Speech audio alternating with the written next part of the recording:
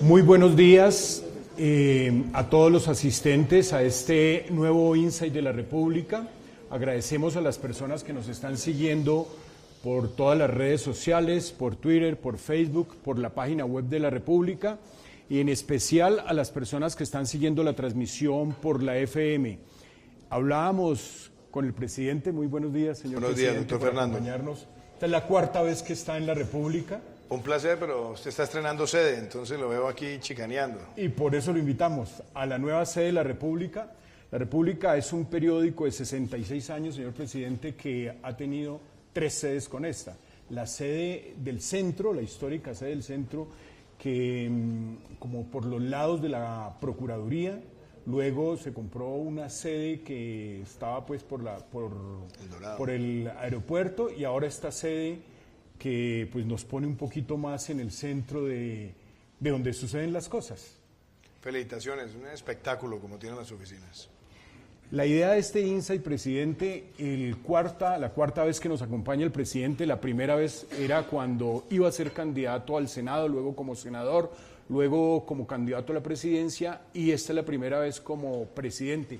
Hemos querido llamar a este espacio que en la República se llaman Insight. Han pasado más de 500 empresarios, embajadores, rectores, obviamente los ministros de gobierno, un poco más de 500 personas. Sobre todo la idea es hablar con ellos de economía. Y este espacio con usted, al comienzo de este año, queremos hablar como del estado de la economía. Y hablar del estado de la economía es un poco como ir haciendo un balance a qué es lo que enfrenta, y obviamente que revisemos con los retos, señor presidente. Fernando, muchísimas gracias. Es para mí un verdadero honor estar acá en la República. Un saludo además para ti, para todos los compañeros de trabajo. Veo a todo el equipo periodístico. Mi saludo y mi reconocimiento a todos y felicitaciones por este nuevo espacio. Así que démosle inicio a este Insight. Presidente, arranquemos por los lunares, arranquemos por las cosas que a nuestro juicio, de revisar permanentemente la economía a diario, 50 noticias diarias, que nos preocupan. Lo primero que nos preocupa y que salió la semana pasada es el comportamiento del desempleo.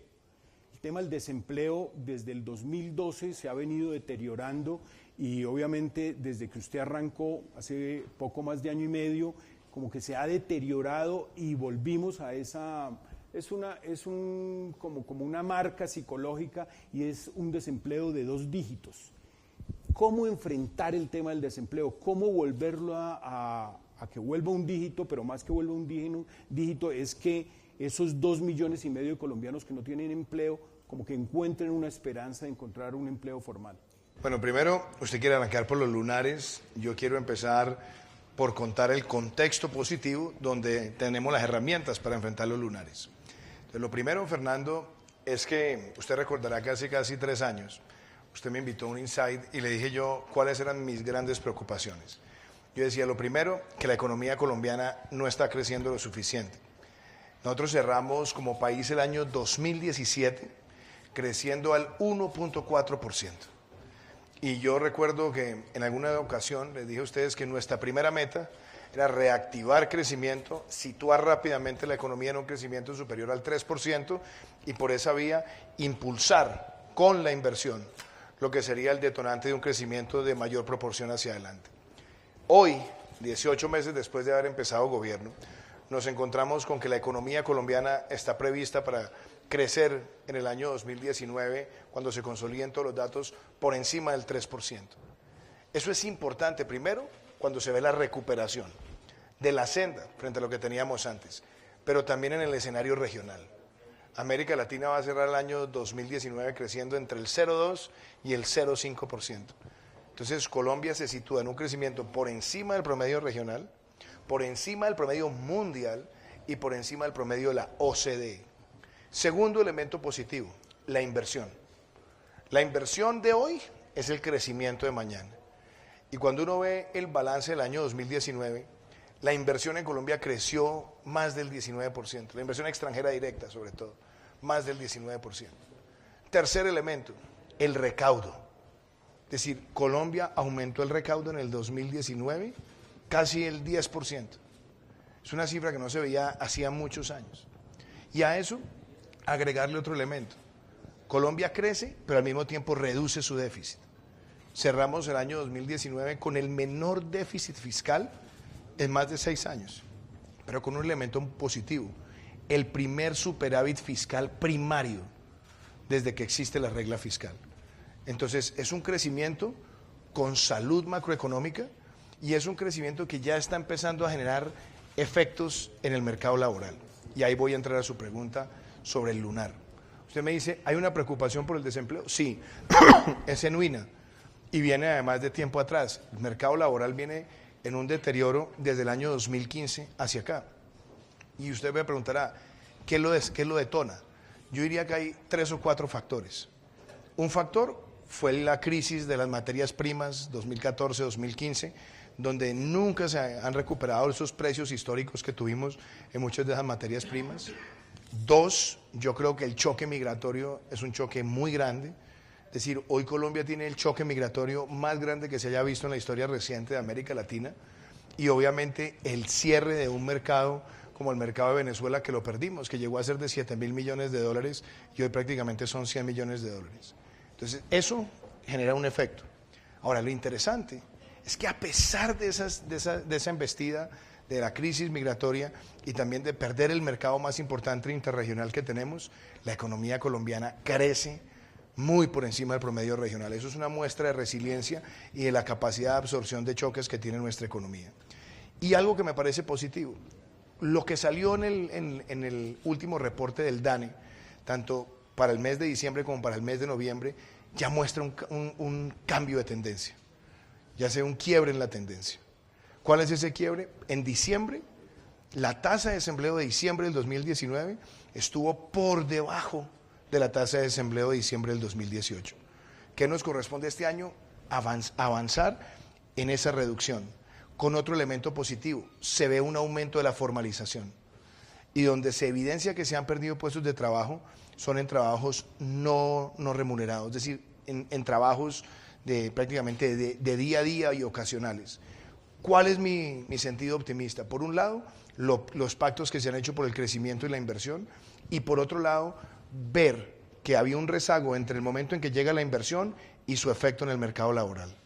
Yo creo que hoy estamos empezando a ver ya los efectos de la inversión que se hizo en los primeros 6 o 7 meses del año 2019 y esperamos que esa tendencia se mantenga, porque yo insisto en cumplir la meta que nos hemos fijado en el plan de desarrollo, y es que al 2022 estemos con una tasa de desempleo que pueda estar en el 7.9%. Presidente, esta es la gráfica que vemos, la tasa de desocupación. Esta gráfica es del Banco de la República y hay un grave deterioro, no en, digamos, cuando se tienen en cuenta las 23 principales capitales, sino en el sector rural. Digamos, lo que está arrastrando el desempleo de Colombia, el sector rural.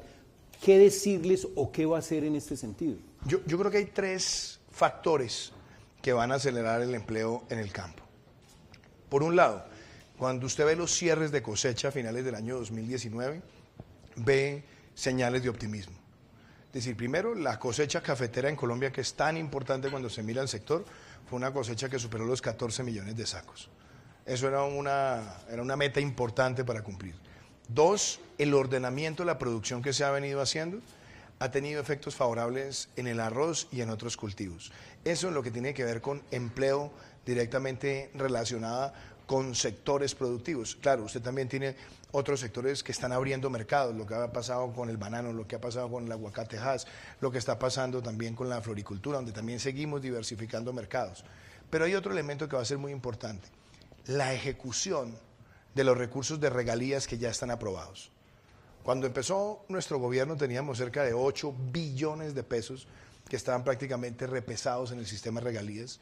A través de ocatones y otros sistemas mucho más ágiles fuimos generando aprobaciones que pueden ser del orden de 4.5 billones de pesos, que fueron recursos que se aprobaron y que empiezan ahora sus actas de inicio con las obras en los municipios, y ahí vemos también un impacto positivo.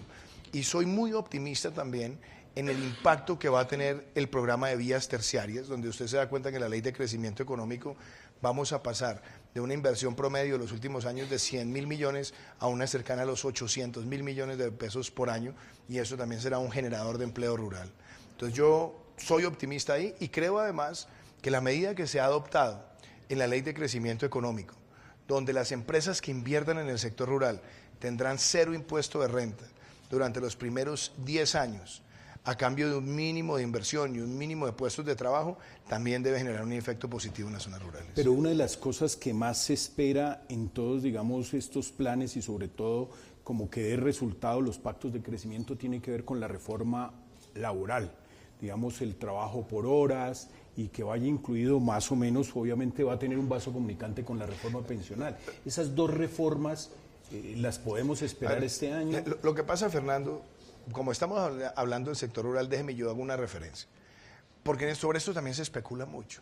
Se habla mucho, a veces yo siento desde unos círculos que no conocen muy bien la realidad del campo.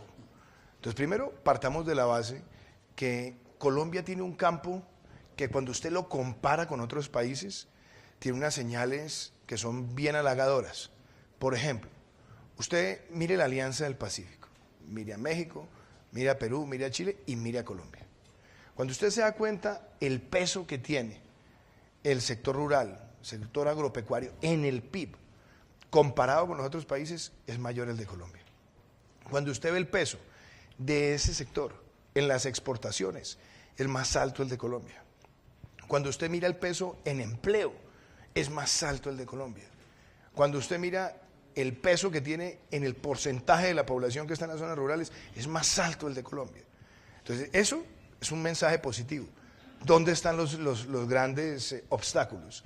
El 80% de las personas que viven en el campo colombiano, estamos hablando de cerca de 12 millones de colombianos, está en el régimen subsidiado de salud. Eso es un síntoma de informalidad en el campo. Y fuera de eso, cuando analizamos las condiciones de ingreso, los ingresos en las zonas rurales en Colombia, casi que en un 70% de las personas que trabajan ganan por debajo de un salario mínimo. Y además hay un elemento social, que es un reto y que nosotros queremos enfrentar y lo hemos venido enfrentando, y es que los años de escolaridad en el campo son cerca de 5.4 años promedio versus las ciudades que son 9.6. Entonces, ¿por qué pongo todo esto sobre la conversación? Porque primero tenemos que llegar rápidamente con mecanismos de contratación en el campo. Y esa es la razón por la cual en el plan de desarrollo se aprobó el piso mínimo social para que nosotros permitamos que más personas tengan cobertura pensando en la protección de su vejez y cobertura de protección social. Y lo otro, hay que llevar la inversión. Y la inversión llega a través de muchas herramientas. La inversión llega a través de las vías terciarias. La inversión también llega con los programas de vivienda rural, la inversión llega con los estímulos sectoriales, la inversión llega cuando abrimos nuevos mercados. Entonces, toda esta combinación de esfuerzos, cuando usted los ve en el contexto de los pactos por el crecimiento y el empleo, usted se da cuenta de que hay sectores importantes en el sector rural que se han comprometido a generar empleos de manera significativa. Es más, hasta ahora, los 22 pactos que hemos hecho sectoriales tienen un compromiso de generar más de 1 millón de empleos de aquí a agosto del año 2022, lo cual es ambicioso, pero es realista en el contexto de lo que los distintos sectores han manifestado es importante para el país. Ahora usted me pregunta, hablemos de reformas laborales o pensionales. Mire, yo más que hablar de reforma pensional, lo que creo es que nosotros tenemos que poner la mano en el corazón como país y darnos cuenta que acá se necesita una agenda de protección para la vejez. Y usted me va a decir, ¿por qué? Y la respuesta es muy elemental, Fernando. Somos un país que tiene 22 millones de personas ocupadas. De esas 22 millones de personas ocupadas, según la estadística del DANE, menos de 8 millones son las que están contribuyendo de manera permanente y sostenible a la seguridad social. Pero se están pensionando menos de 3 millones. Eso quiere decir que solamente 1 de cada 4 mayores de 65 años tiene acceso a una pensión en Colombia. Y si nosotros no buscamos un mecanismo de cobertura, lo que vamos a tener es una informalidad en el largo plazo creciente que afecta los niveles y la calidad de vida de las personas mayores de 65 años. Entonces, ¿cuáles son los retos que nosotros tenemos ahí? Por un lado, cobertura. Porque yo veo muchas veces que la discusión se concentra, que algunos dicen, hay que subir la edad. Esa no es la reforma que nos va a hacer el cambio de tendencia ahorita. Esa no es la discusión de hoy. Otros dicen, hay que aumentar la cotización. Tampoco es la discusión de ahora. La discusión de ahora es cómo vamos a dar cobertura, cómo hacemos que más personas puedan ingresar a esa seguridad social y cómo podemos lograr que esas personas tengan una expectativa sostenible y creíble de que van a tener una pensión. Primera gran tarea. Y por supuesto tenemos un reto, y es un reto en la asignación de subsidios. Cuando uno mira la manera en la que se asignan los subsidios para las pensiones, nos damos cuenta que en Colombia la gran mayoría de subsidios pensionales se están yendo para el 20% de mayores ingresos. Y ahí es donde nosotros tenemos que poner la conversación sobre equidad. ¿Qué quiere decir? Por un lado, que podamos invertir esa tendencia. Y es decir, que los subsidios, que son altísimos, que nos cuestan mucho dinero en el presupuesto, se orienten es a proteger a las personas más vulnerables de la sociedad. Yo creo que esas son conversaciones constructivas. Y lo que yo he dicho es que esa conversación hay que tenerla trabajadores, empleadores, la sociedad. Pero no requiere una reforma. Sí, pero Fernando, es que, por ejemplo, la palabra reforma, pero es que usted entonces sí es reforma, entonces la palabra es reforma. No, la palabra es una herramienta general de protección para la vejez. Y a mí me gusta además que la ministra utiliza esa frase porque yo se la he hecho a mis compañeros de gobierno. Salgámonos de ese ribete de reforma pensional y pensemos en un país que garantice la protección para la tercera edad. Y ese para mí es un compromiso. Le voy a decir dos cosas que yo le prometí a usted aquí en campaña y usted me miraba en aquel momento con escepticismo. Yo le dije, mire, vamos a buscar la reducción del aporte de salud de los pensionados más vulnerables. Y me acuerdo que usted me dijo, pero eso lo proponen todos. Y no, nosotros lo vamos a cumplir. Ya en este mes de enero del año 2020, nosotros iniciamos la reducción del 12 al 8%, beneficiando a cerca de 1.400.000 colombianos.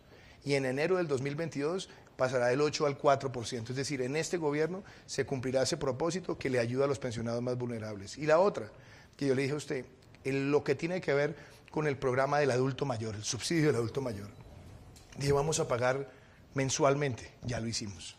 Vamos a aumentar cobertura. Hemos aumentado cobertura en más de 140.000 personas. Pero algo muy importante, ya nivelamos los ingresos de todos los beneficiarios del programa en 80.000 pesos mensuales, cuando teníamos cerca de un 30% que recibía 40.000. Y nuestra meta es ir subiendo ese aporte para que también tengan un ingreso que les permita mejorar sus condiciones de vida. Presidente, me llama la atención y obviamente quisiera sacar, y sobre todo por nuestro público, los empresarios, un compromiso suyo. Lo ha dicho el ministro de Hacienda, que no va a haber más reformas tributarias en lo que resta del gobierno. Pero ahora, escuchándolo hablar, el gobierno tiene un estilo, digamos, de sensibilizar los problemas, y es que a la reforma tributaria le puso ley de financiamiento. Y ahora entiendo que a la reforma pensional o laboral, si se puede mezclar, le va a llamar una ley para beneficios de... No, yo creo que es al contrario. A la ley los mecanismos de protección a la vejez, usted lo quiere llamar reforma pensional. Y a la ley de crecimiento económico, usted la quiere llamar reforma tributaria. Pero va a tener elementos de reforma pensional. A ver, ¿en qué consiste el marco pensional de un país? Es que yo creo, mire, empecemos por una cosa, Fernando. La discusión no es cuál es el título. La discusión es cómo corregimos las desigualdades en el país. Yo recuerdo que recién empezando la presidencia, vino en visita oficial el presidente del gobierno español, nuestro buen amigo Pedro Sánchez, y estábamos los dos en la rueda de prensa. Y entonces le preguntaban a él por la reforma tributaria de él y a mí me preguntaban por la ley de financiamiento. Y a la salida me toma el brazo y me dice, presidente, explícame en qué consiste esta discusión. Y le dije, mira, Pedro, te la voy a resumir de la siguiente manera, presidente. Tú tienes una población casi igual a la de Colombia. Es decir, nosotros tenemos una población muy parecida. Tenemos una población económicamente activa muy parecida. Tenemos una población ocupada muy parecida. ¿Cuál es el problema? ¿Cuántas personas pagan impuesto de renta en España? 19 millones de personas. ¿Cuántas personas pagan impuesto de renta en Colombia? Menos de 3 millones de personas. ¿Cuántas personas contribuyen a la seguridad social en España? Cerca de 20 millones de personas. ¿Cuántas personas contribuyen en Colombia? Menos de 8 millones de personas. Entonces, cuando uno se da cuenta de esas dimensiones, y uno se da cuenta que nuestro horizonte de largo plazo es ser un país de ingreso alto, pues nosotros tenemos que garantizar no solamente que el país crezca, sino que crezca con equidad. Y a mí, ¿qué es lo que me preocupa? Que tengamos poca cobertura pensional. Poca cobertura significa que vamos a tener adultos mayores que van a llegar a momentos críticos de su vida sin ingresos. Con un elemento, Fernando, hoy somos un país que tiene cerca de 5 millones de mayores de 65 años, pero en 20 o 25 años vamos a ser 15 millones. Entonces, si no empezamos desde ya a buscar herramientas de protección y de cobertura sobre la base de equidad, el problema que vamos a tener más adelante es tremendo. Y entonces, ¿cómo podemos empezar a corregir? Primero, dándonos cuenta si realmente los subsidios los estamos asignando a quienes más lo necesitan o los estamos concentrando en las personas de mayor ingreso. Esa discusión de equidad es necesaria hoy, es necesaria mañana, y por eso lo que nosotros hemos dicho, este es un debate que se tiene que dar primero al interior de la mesa de concertación laboral, donde trabajadores, empleadores y gobierno discutamos sobre esa necesidad de equidad para Colombia. Presidente, usted en el pasado Foro Económico Mundial de Davos dijo que este año iba a presentar la reforma pensional. No, mire, a mí me hicieron una pregunta muy concreta. Me dijeron, usted viene con una reforma pensional, y yo dije, nosotros queremos concertar unos mecanismos de protección a la vejez.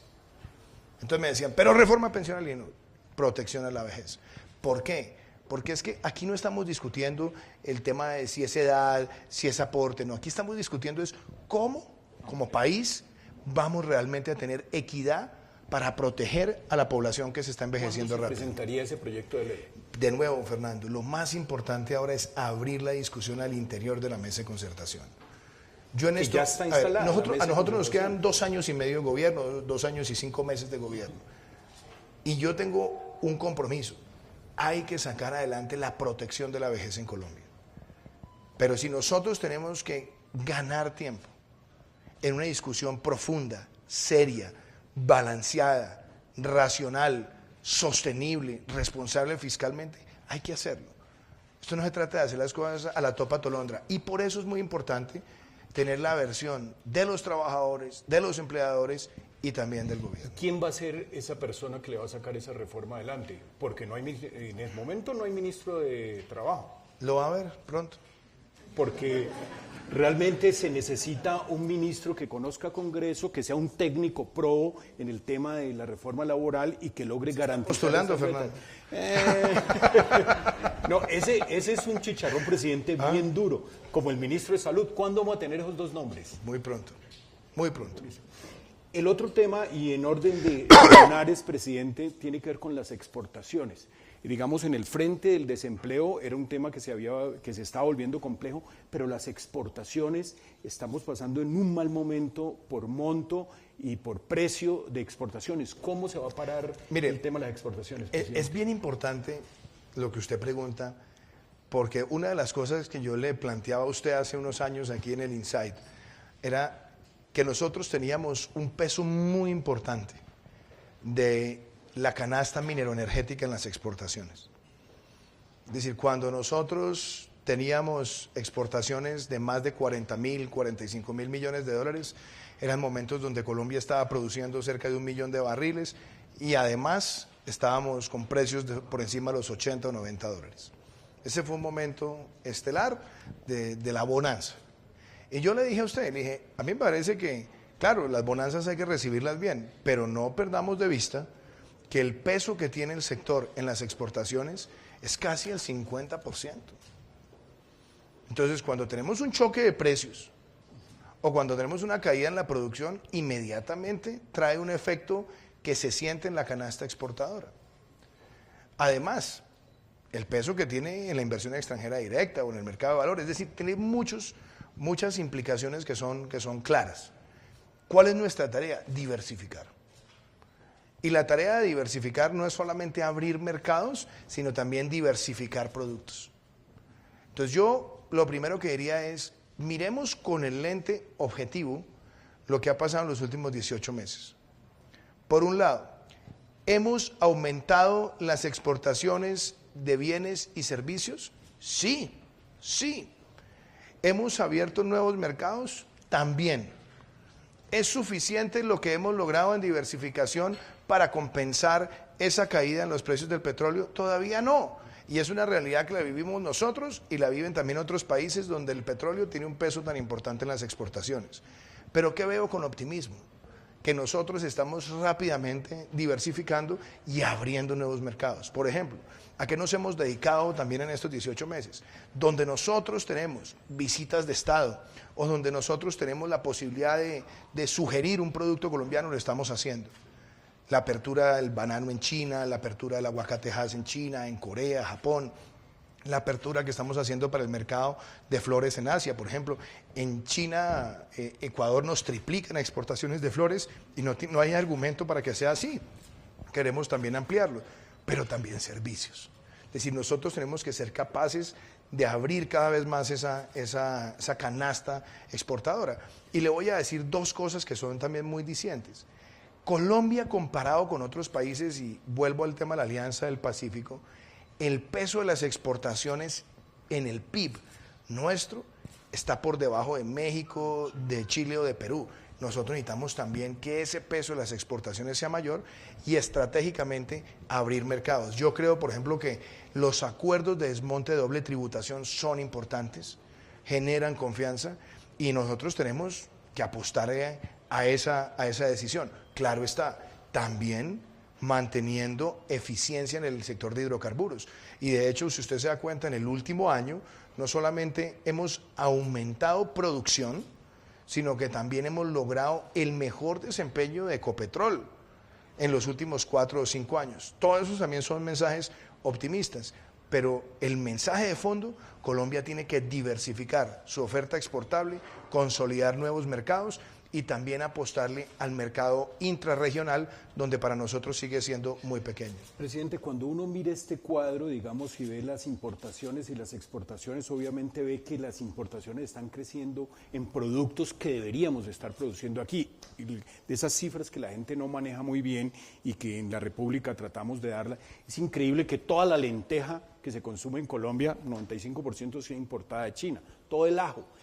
¿Se ha pensado, por ejemplo, en un plan como el de sustituir estas exportaciones, el frijol, por ejemplo? Déjeme, sobre este gráfico, el maíz. Sobre este gráfico, de importación, yo creo que usted hace una pregunta muy importante, pero claramente la diferencia aquí no es el ajo ni es la lenteja. ¿Dónde está también algo que es positivo saber leer? Las importaciones de bienes de capital. Cuando nosotros planteamos hacer una reforma pro crecimiento, y que impulsara la competitividad y la productividad, teníamos claro que una de las herramientas importantes era que se pudiera descontar el 100% del IVA en bienes de capital. ¿Para qué? Para propiciar lo que se denomina técnicamente como una reconversión industrial o una reconversión tecnológica. Mucho de lo que está acá obedece también a importaciones de bienes de capital que se materializaron también en los primeros meses del año pasado. Y que usted se da cuenta, eso es inversión. Esos bienes de capital son inversión. Y la inversión de hoy es el crecimiento de mañana y es el empleo de mañana.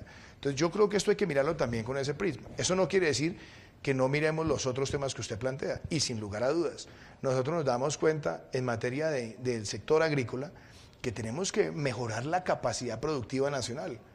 Y por eso hay 3 políticas que nosotros hemos desarrollado. Una, los servicios de extensión. Nuestra meta es llevar el servicio de extensión agrícola a 650,000 colombianos para el año 2022. Ya llevamos más de 100,000. 2, agricultura por contrato. Es decir, que haya productores que vendan sin el intermediario y que además garanticen un contrato justo, a plazo fijo, en buenas condiciones, con seguro y además con la tasa de financiamiento más barata que hay hoy en el mercado. Ya tenemos 30,000 productores. Este año vamos por 100,000 y la meta es llegar a 300,000 en el año 2022. Bien importante porque eso le da sostenibilidad productiva a muchos sectores de pequeña escala. Usted hablaba, por ejemplo, del ajo, usted hablaba de la lenteja. Yo creo que en materia de granos nosotros podemos hacer también un aporte fundamental. Y de hecho, en ese modelo de agricultura por contrato, hemos logrado hacer convenios. De hecho, vimos a una cervecera en Colombia que empezó a desarrollar un producto 100% cebada nacional, que no se veía hacía mucho tiempo. Si nosotros empezamos a estimular esas herramientas, sé que lo podremos hacer mejor. Y lo otro es la diplomacia sanitaria. Porque yo le voy a decir una cosa, a mí me parece casi que una vergüenza nacional que nosotros hayamos tenido más de 6 años de aprobados tratados de libre comercio y no hayamos sido capaces de llegar con nuestros productos agrícolas. ¿Y a qué nos hemos dedicado? A que haya una diplomacia sanitaria y comercial y agrícola que nos permita abrir mercados. Por eso nosotros abrimos el mercado del pimentón verde en los Estados Unidos, por eso hemos llegado con aguacate Hass, por eso hemos llegado con banano a otros mercados, por eso estamos también haciendo aperturas de mercados para los arándanos y otros productos nacionales. Si nosotros armonizamos diplomacia agrícola, diplomacia sanitaria y fitosanitaria y diplomacia comercial, sin lugar a dudas lograremos mayores exportaciones agrícolas y hemos visto una reacción positiva. ¿Que nos falta mucho? Sí, porque aquí pesa muchísimo, como le digo, el tema petrolero. Pesa en precio. O sea, si usted a esto le aumenta $10 el precio del barril, esto cambia considerablemente. O si usted aumenta la producción en 200.000 barriles o en 100.000 barriles, también cambia considerablemente. Pero como nosotros necesitamos compensar una cosa con la otra, seguimos nosotros en esta idea de diversificar y abrir mercados agrícolas. Presidente, hay muchos productores agropecuarios, digamos, para dejar ya, darle paso a otros sectores, muchos productores agropecuarios que se quedan por las importaciones. Digamos, y obviamente que no está el sector protegido. Suele suceder con los lecheros, suele suceder, por ejemplo, con el tema del etanol, suele suceder con los cerealeros, del maíz, que dicen, mire, pero es que el mercado está abierto por tratados de libre comercio y nosotros no somos tan eficientes. ¿Qué decirle a esos empresarios del agro que dicen, protéjanos un poquito para poder progresar? Bueno, esa es una buena pregunta porque la evidencia muestra cuál es el compromiso del gobierno nuestro. Por ejemplo, nosotros hemos presentado en estos 18 meses el equivalente al 20% de las medidas antidumping que ha pedido Colombia en los últimos años. Es decir, en solo 18 meses hemos venido apelando a herramientas de comercio para proteger la producción nacional en un entorno internacional.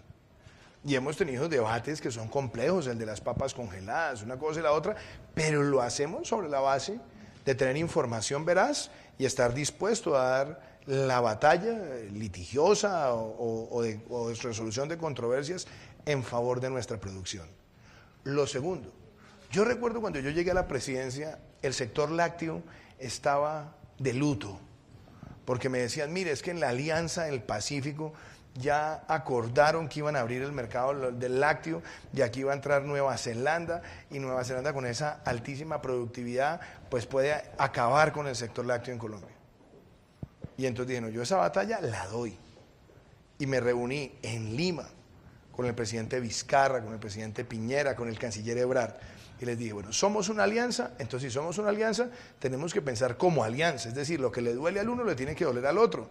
Y tenemos que mirar esto en un sentido estratégico. Este sector representa casi que el 25% del PIB agropecuario. Y además es un generador de empleo, pero además es fundamental en la cadena de protección alimenticia de la familia campesina colombiana. Y les dije, yo no estoy dispuesto a que aquí se avance en conversaciones si no queda totalmente excluido ese sector. Y fueron conversaciones exigentes. Fueron conversaciones, yo no diría tensas, porque siempre hubo un espíritu constructivo, pero logramos que en el contexto de la alianza se excluyera ese sector. Y eso a mí me parece importante porque es una defensa diplomática de un sector fundamental para nuestro país. Ahora, dicho eso, en algunos lugares hemos descubierto contrabando de alimentos y ahí tenemos que ser implacables. Y hemos tratado con la Polfa de ser cada vez más duros y descubrir cuáles son las mafias que hay detrás de ese mercado negro. Pero por otro lado, también nosotros mirar qué tipo de herramientas e incentivos podemos darle al sector rural colombiano para producir más. Y ahí entra a jugar el servicio de extensión, ahí entra a jugar también la agricultura por contrato, ahí entra a jugar los incentivos que estamos dando de inversión de largo plazo, pero también algo muy importante, ahí entra a jugar la capacidad de competitividad del interior del país con inversiones en vías terciarias, en centros de acopio y centros de transformación productiva. Sí. Presidente, en lo que sí hemos dado un paso enorme, somos expertos en armar misiones de sabios, comisiones estratégicas y todo eso. Nos ha ido bien con lo de la misión que revisó la matriz energética y nos damos cuenta que en esa transición de energías a energías más limpias, como que el país va dando pasos, pero hay un combustible de transición que es el gas, digamos es el que nos permite pasar de energías renovables digamos, a tener un país mucho más preparado, y los industriales realmente sentirían esa transición, pero digamos los años de reserva de gas no son buenos si no se avanza en el fracking.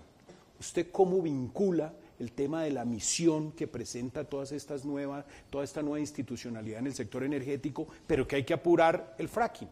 Esa pregunta que usted acaba de hacerme me recuerda mucho a esa marca de aceites que era 3 en 1. Usted me está haciendo tres preguntas en una. Entonces, las quiero desagregar. Primero, hablemos por un momento de la matriz energética colombiana. Cuando empezó nuestro gobierno, nosotros nos encontrábamos con que Colombia, en términos de generación con renovables, tenía una de las matrices más limpias del mundo, pero donde tenía el 70% o más en generación con agua, generación hídrica. Y nos dábamos cuenta que en materia de generación con energías renovables no convencionales, estábamos por debajo de 60 megas, es decir, cerca del 0.1% de nuestra capacidad instalada estaba en energías renovables no convencionales. Durante la campaña presidencial, yo siempre hablé de llevar el país a 1.500 megas de energía renovable no convencional.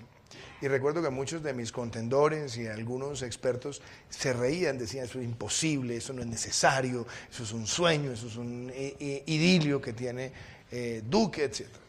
Hoy nos hemos dado cuenta el salto tan importante que ha dado Colombia. En estos 18 meses, con 2 subastas, una de cargo por confiabilidad y otra de largo plazo, hemos asegurado casi 2.500 megas de capacidad instalada para el año 2022 de renovables no convencionales. Es decir, vamos a dar un salto en la matriz superior al 10%. Tremendo. Es más, en términos de capacidad instalada es multiplicar por 50 veces lo que teníamos cuando empezó el gobierno. Y es más, en tan solo un año, ya instalados, hemos triplicado la capacidad que recibimos. Entonces, nuestra obsesión con esto es hacer esa transición energética, pero no es hacerla simplemente por hacer transición, sino mirar esto en un entorno mucho más amplio, y es cómo el país se prepara para mitigar los efectos del cambio climático. Y a pesar de que somos solamente el 0.4% de las emisiones de gases de efecto invernadero, nosotros sí tenemos como país un reto, y es asumir esta causa también como propia. Entonces, por eso, esa transición es parte de esa agenda. Y lo otro que usted decía, en esa transición, ¿cómo juegan los combustibles? Y ahí, por ejemplo, nosotros tenemos que entender que una matriz hay que mirarla sosteniblemente e integralmente. Esto no se trata de satanizar al uno y aplaudir al otro. Se trata de mirar la matriz integralmente. Y Colombia es un país que hoy en día está produciendo eficazmente hidrocarburos. Nosotros, por ejemplo, en materia petrolera hemos aumentado la producción. Coherentemente con esa expansión de la matriz energética, estamos haciendo una transición en el parque vehicular hacia vehículos más limpios y privilegiando también el transporte eléctrico, lo cual nos va a permitir a nosotros que lo que produzcamos de hidrocarburos se va a consumir un poco menos en el país y vamos a poder exportar más. Y esa es una fuente de ingresos para la nación. ¿Y nosotros qué esperamos? Pasar de una tendencia histórica de 5.6 años de reservas a poder tener 8, 9, 10 años de reservas. ¿Por qué? Porque eso es importante para la nación y además porque son recursos que se generan para el país que se deben invertir en las regiones y en lo social. Y por eso también la reforma a las regalías, donde estamos privilegiando que lleguen recursos eficazmente a las regiones. Y el gas. Es muy importante que nosotros en la matriz también entendamos que el gas es parte de esa transición energética. Y nosotros tenemos yacimientos importantes. De hecho, se ha hecho una inversión muy grande costa afuera, que debe entrar en ciclo de producción en los próximos 3 años, Ahí tenemos lo que se había hecho en su momento por parte de Anadarko, que ahora recientemente se ha fortalecido con una relación con Occidental y Ecopetrol. Ahí tenemos un potencial. Por otro lado, también tener capacidad regasificadora en distintos lugares de la geografía para donde haya que importar, poder hacerlo de manera sostenible, pero también encontrar cuáles son esos lugares del territorio donde hay ese potencial, pero no hacerlo con una idea simplemente utilitarista. Y por eso yo creo que es muy importante la misión de expertos que se hizo para yacimientos no convencionales donde hay científicos ambientales, personas del sector de hidrocarburos que dijeron, antes de tomar decisiones de si se hace o no se hace aquí o allá, hagamos unos pilotos de investigación, donde con todo el rigor entendamos cuáles son los riesgos, cuáles son las posibilidades y sobre esa base tomar la mejor decisión para el país. Esa es la manera en la que nosotros vemos este esfuerzo. Y si usted me pregunta a mí, yo veo un país como referente, que es Canadá.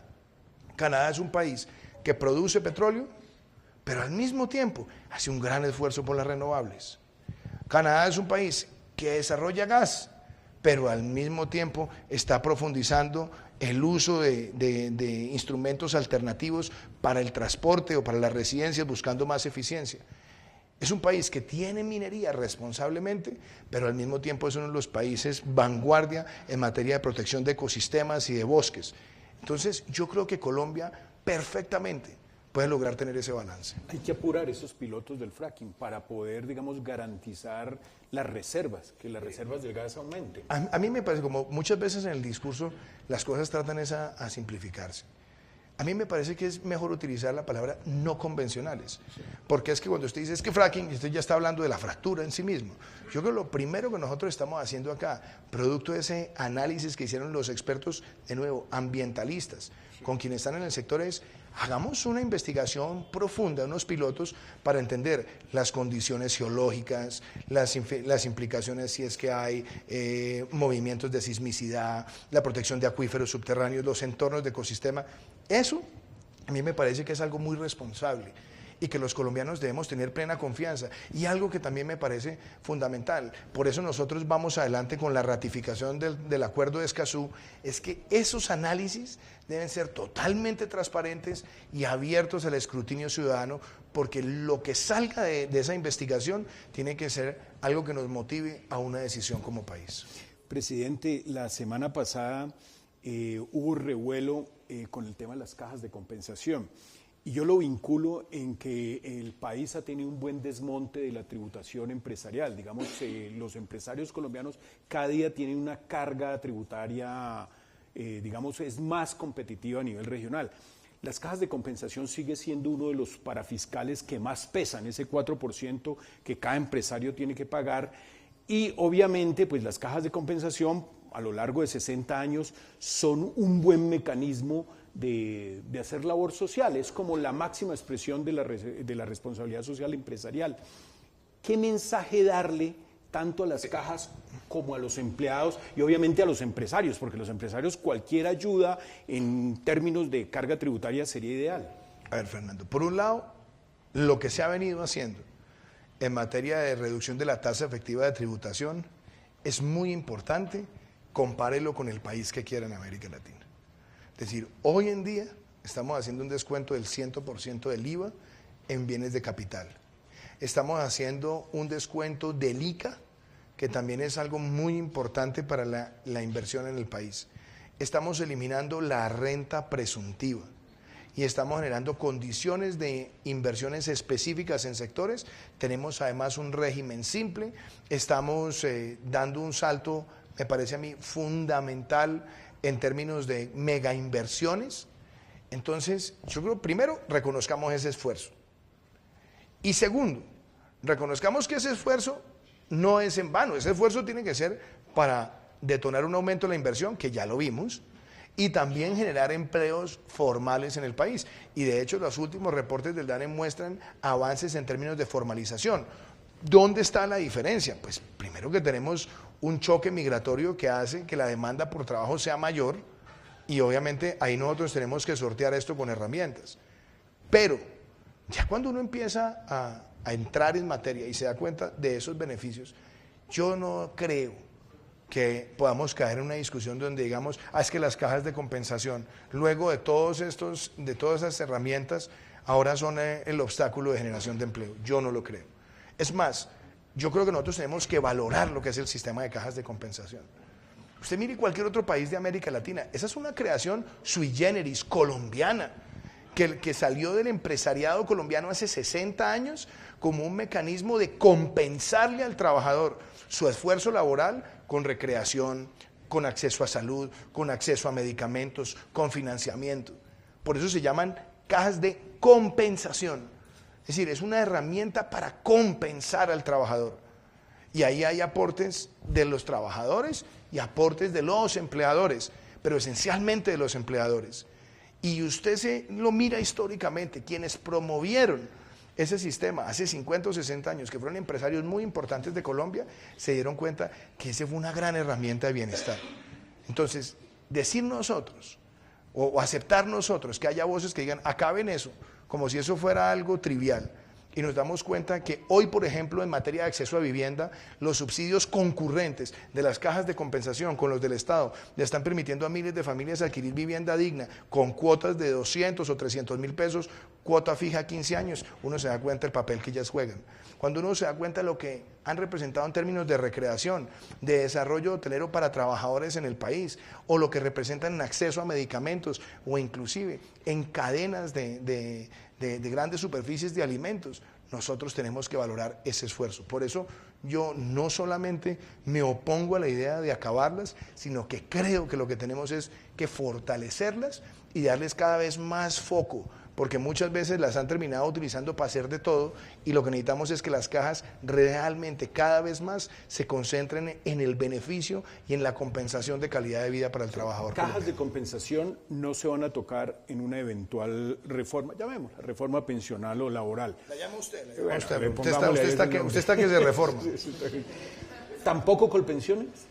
Mire, esa por ejemplo es una... Porque en Chile en 1991... Me encanta que usted me haga la pregunta, porque cuando yo llegué a la presidencia, y además lo dije en la campaña, yo quiero fortalecer Colpensiones. Y muchos han tratado de sembrar noticias falsas. Duque va a acabar Colpensiones, hay que protestar porque Duque va a destruir Colpensiones. No, Colpensiones se ha desfortalecido, Fernando.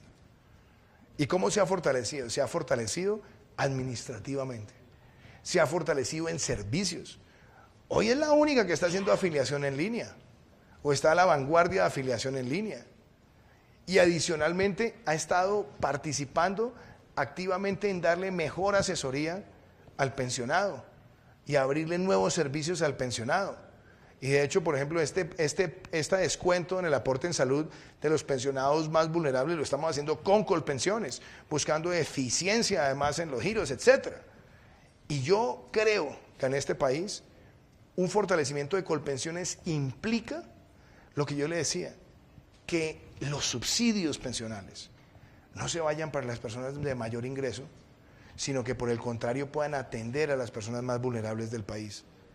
Ese es un propósito que Colpensiones debe cumplir, claro, siendo cada vez más eficiente, más gerencial, con mejores indicadores. Y ese es un seguimiento que le hacemos periódicamente, que los indicadores de Colpensiones, como empresa, pero como una empresa de los colombianos y para los colombianos, sea cada vez más eficiente. Presidente, el tema de Colpensiones, el tema de las cajas de compensación, el tema de las importaciones de productos agropecuarios son esos recurrentes de las marchas, que es, digamos, un tema que ha sido muy el común denominador durante su administración. Creo que son 200, nosotros llevamos la cifra, son como 260 días. El día de la posesión tuve la primera. 260 días de protestas y ya se tiene programada una próximamente. ¿Cómo, digamos, desarticular esa cantidad de bulos que se presentan? Por ejemplo, que se va a acabar las cajas, que se va a acabar Colpensiones, que se van a abrir importaciones de leche, todas esas cosas que se siembran y que se van a reivindicar en una próxima marcha, ¿cómo trabajar? Vamos a ser claros entre la evidencia, la percepción y otras cosas. A mí, por ejemplo, me llamó mucho la atención que muchas personas decían: Duque va a acabar Colpensiones. Ahí está la evidencia. Mentiras. Colpensiones se está fortaleciendo. Paso a paso. Es más, tan se ha fortalecido que Colpensiones ha sido la herramienta para buscar mejores servicios para los pensionados más vulnerables. Porque muchos decían, Duque le va a quitar la salud a los pensionados. No, falso. No solamente no se la hemos quitado, sino que hemos sido el gobierno que realmente empezó a cumplirle a esos pensionados más vulnerables en la reducción del aporte a la salud. Lo que se van a ahorrar los pensionados este año, los de un salario mínimo, que es más del 50% de los pensionados, va a ser el equivalente a casi 500 mil pesos. Y en enero del 2022, casi 800 mil pesos al año. Hoy se van a ahorrar 500 mil pesos al año, en 2022 800 mil pesos al año. Producto de esas decisiones. Después dijeron, es que Duque va a acabar con el SENA. Falso. No solamente lo estamos fortaleciendo, sino que estamos incentivando doble titulación, ciclos propedéuticos de capacitación asociados con lo que está demandando el mercado laboral, entrar en ciclos de programación, análisis de datos, etc. Después dijeron, es que Duque va a acabar con la educación pública. No solamente hemos tenido el presupuesto más alto para la educación, sino que le hemos asignado a la educación superior el monto más importante en la base en más de 20 años. Y todo esto así se va llevando tema por tema. Ahora, que hay otras expresiones ciudadanas legítimas que dicen, presidente, avancemos más en cerrar las brechas, sin lugar a dudas. Y eso es lo que nosotros hemos buscado con el plan de desarrollo. Este es el plan de desarrollo que más recursos ha destinado al cierre de brechas sociales. Y en 18 meses, Fernando, son casi 80.000 jóvenes que están llegando gratuitamente a las universidades. Y en 18 meses le hemos llevado agua por primera vez, agua y también saneamiento, a más de 500.000 personas. Y le hemos llevado luz eléctrica por primera vez a 100.000 personas. Y hemos tenido las ventas más altas de vivienda de interés social, como usted lo dice en una de sus portadas, 119.000 unidades en el año 2019, algo sin precedentes en el país. Entonces, sí, profundizar eso. Y ante otras preocupaciones legítimas, por ejemplo, en tema ambiental, nosotros hemos tenido una agenda ambiciosa. No solamente hay un Consejo Nacional de Lucha contra la Deforestación que creamos, presidido por mí, sino que tenemos la campaña Artemisa, hemos visto reducción. Falta mucho, sí, pero hemos tenido una reducción importante y un cambio de tendencia. Tenemos una campaña para sembrar 180 millones de árboles, la transición vehicular, la transición energética, la economía circular. Entonces, nosotros vamos respondiendo también a esos anhelos y lo hemos hecho a través de la conversación nacional. Y por supuesto hay otras cosas que serán sectores que siempre van a incentivar la protesta social como una forma de hacer política, y por eso nosotros como gobierno no nos podemos situar en la condición de antagonista, sino en representar los intereses del pueblo colombiano y hacerlo responsablemente, sin demagogia, sin populismo, de manera sostenible y manteniendo ese norte de construir una Colombia más justa en lo social. Presidente, ¿cuándo se compromete con el tema de regular todo lo de las plataformas digitales? Porque ese es un muerto que también le van a cargar a usted los de Uber, y seguramente ¿cuándo va a haber como claridad sobre las plataformas digitales? Yo creo que hay que separar dos cosas, Fernando. Porque aquí muchas veces, usted tiene aquí dos líquidos. ¿Son líquidos? Sí, pero son dos cosas distintas. Las plataformas digitales, nosotros las aproximamos bajo un principio que se llama la neutralidad de la red. Es decir, el servicio tecnológico, el enlace tecnológico, la programación tecnológica, en Colombia se maneja bajo el principio de neutralidad de la red. ¿Dónde hemos tenido las controversias? En un sector que es el sector de transporte público de pasajeros, donde nosotros tenemos leyes vigentes que vienen de atrás y normas que establecen quiénes son los prestadores en condiciones óptimas y en condiciones de autorización. Entonces usted tiene unos prestadores que pagan inspección técnico-mecánica adicional, seguro adicional, pagan cupo, etcétera, y pueden prestar un servicio.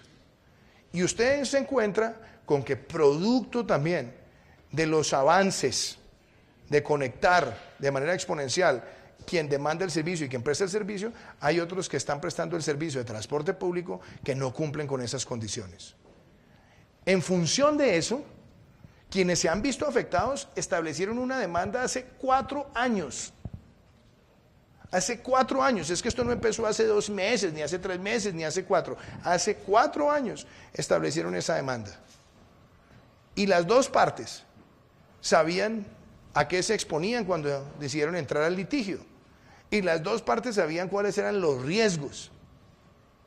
Entonces, que ahora no traten algunos de desviar la atención y dirán, no, es que esto es un tema simplemente del Estado. No. Ellos sabían exactamente lo que estaba pasando, porque entre otras cosas, Colombia no es el único lugar donde lo han enfrentado. Lo han enfrentado en Alemania, lo han enfrentado en Italia, lo han enfrentado en España, lo han enfrentado en Hungría, lo han enfrentado en ciudades de Estados Unidos.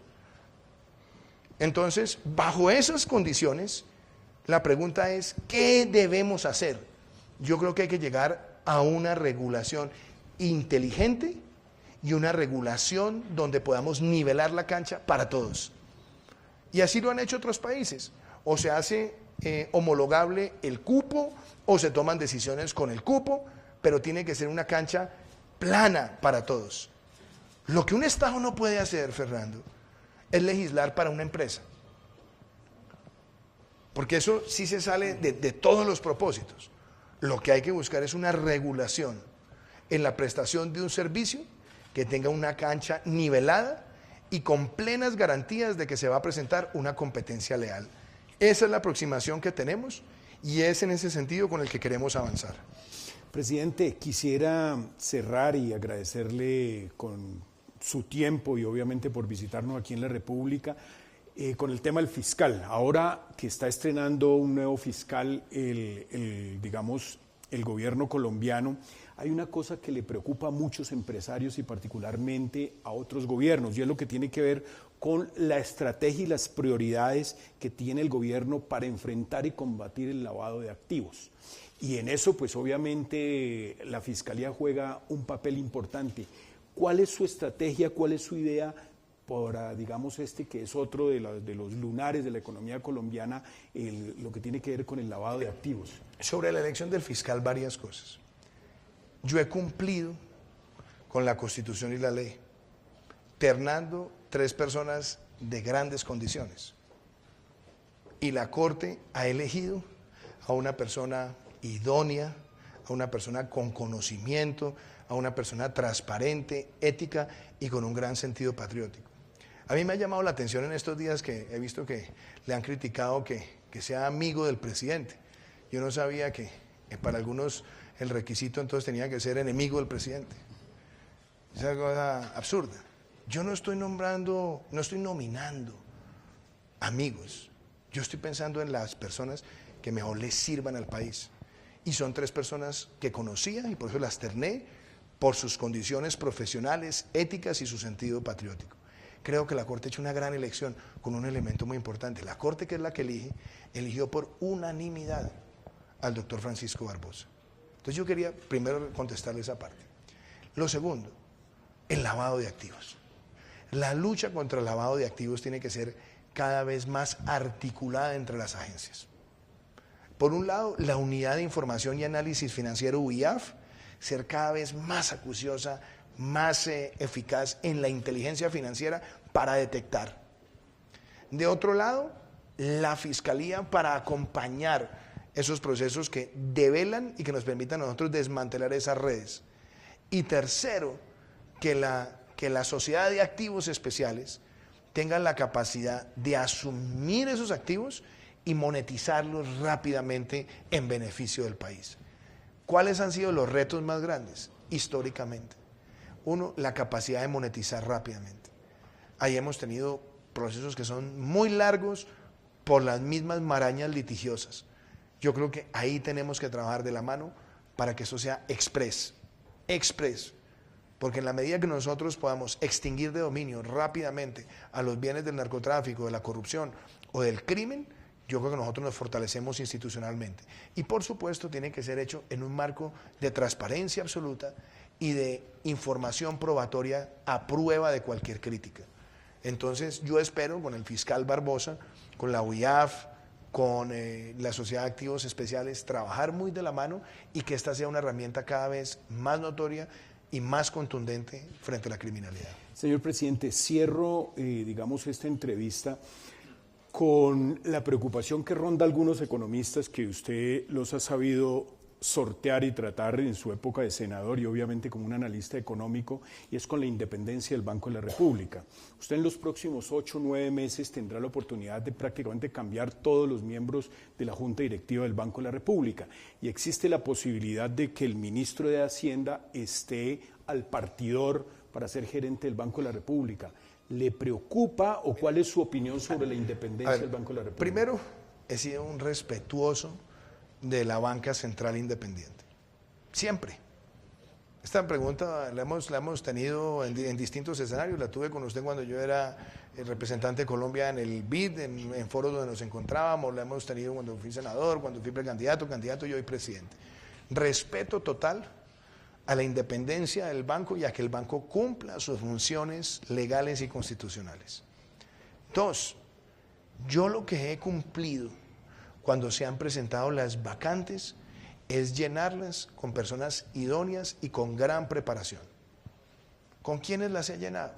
Con el doctor Roberto Steiner, exdirector de Fedesarrollo, un economista de renombre internacional, que ha estado además en la comisión de la regla fiscal, y ahí está cumpliendo su labor.